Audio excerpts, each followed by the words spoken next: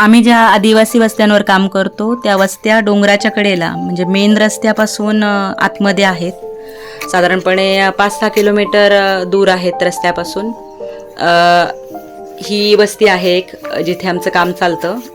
तिथे आपण चालतच जाणार आहोत. 2 किलोमीटर अलीकडे गाडी पार्क केली, टू व्हीलर लावलेली आहे आणि तिथून चालत निघालेलो आहोत. आता थोडंसं पाऊस उघडला आहे, त्यामुळे रस्ता जरा बरा झाला आहे. ह्याच्या अगोदर तर वाईट कंडिशन होती, म्हणजे साधारण गुडघाभर पाणी होतं आणि रस्ता, खड्डा, चिखल कुठे आहे काहीच कळत नव्हतं. आज तरी जरा बरी परिस्थिती आहे. रस्त्यात थोडंसं कोरड दिसतंय, तरी पण चिखल आहे सगळीकडे. हा चिखल लाल मातीचा आहे, त्यामुळं घसरतोय बऱ्याच ठिकाणी पाय.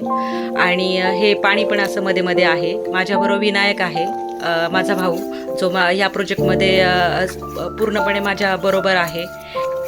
विनायकप्रमाणे स्वप्नाली माझी वहिनी, ती देखील या प्रोजेक्टमध्ये माझ्यासोबत आहे.